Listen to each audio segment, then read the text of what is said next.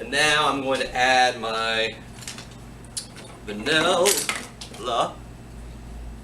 That's what you get for unwrapping your pudding, or unwrapping your butter with your fingers.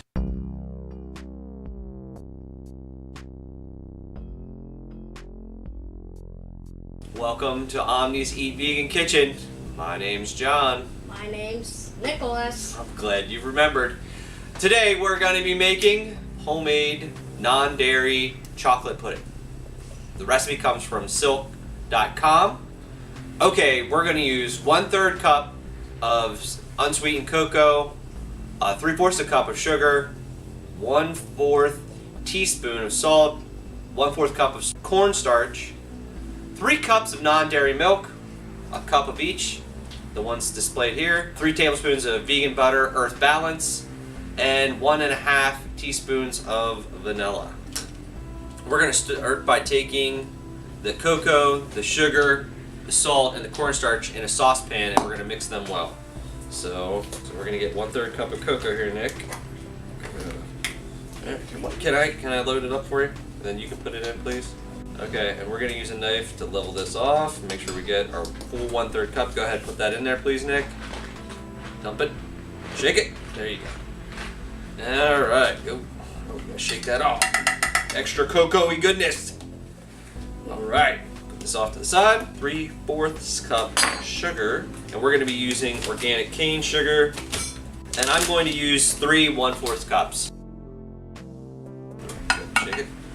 And now we need 1/4 teaspoon of salt. We're just going to grind that in there.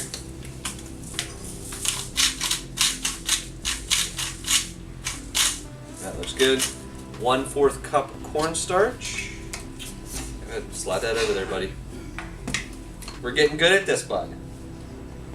I want you to know that this is not Nick's first time helping me out, but he is getting much better. So we've got our cocoa, sugar, salt, and cornstarch in our saucepan, and now we're going to mix this well. So we're going to whisk this together because we know at some point we're going to use this whisk again.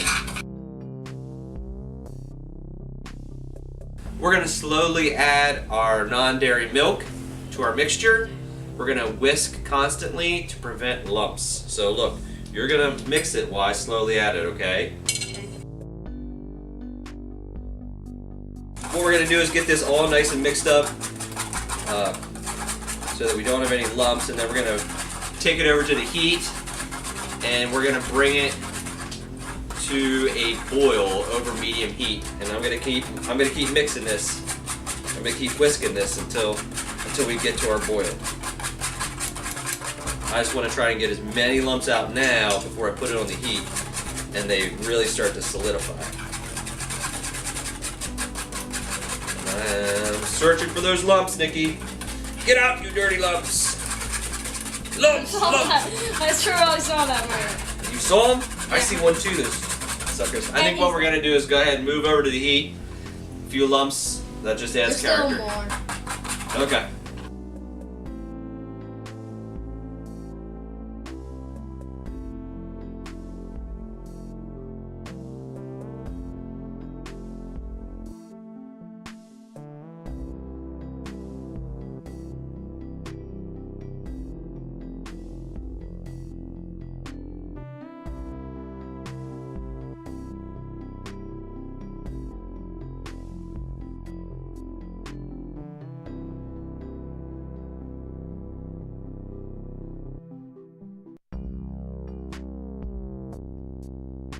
Okay, I've taken my pudding off the heat, and now my instruction says to mix my 3 tablespoons of vegan butter into my pudding.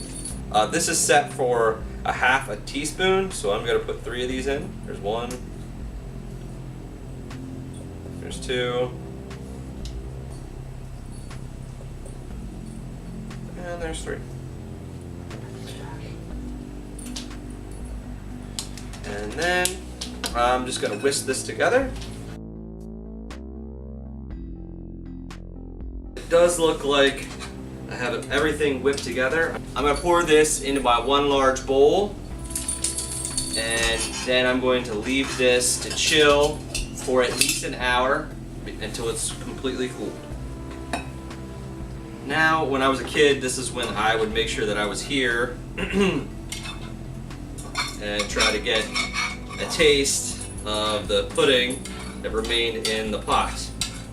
But since none of my children are here to taste my pudding prior to cooling, they'll just have to wait until it cools. I'm here and I'm going to try it. I will tell you that there is a coconut smell. This is what it looks like. I'm going to put a little bit of plastic wrap over top of it. Next time you see it, it will have chilled for an hour, and I'll be tasting it with Neil. Welcome back.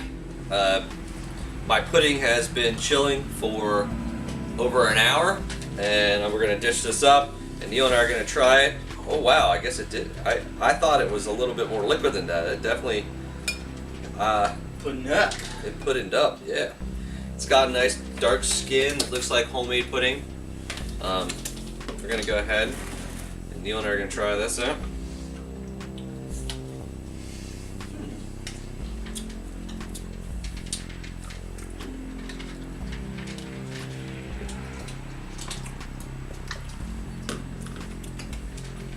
That's good. Cool. Neil, let's Good. What do you think? Let me have another bite. Alright. Can't be bad if you had another bite. I made it, so I know what's in it.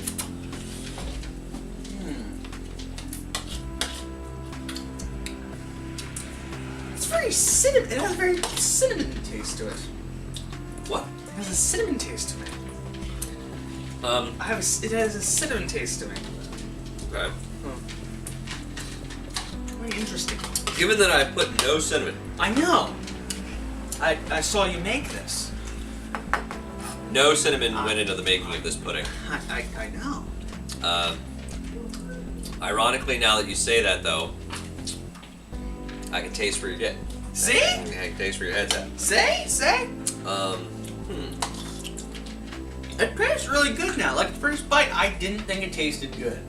Now that I taste it more, it tastes like cinnamon chocolate pudding.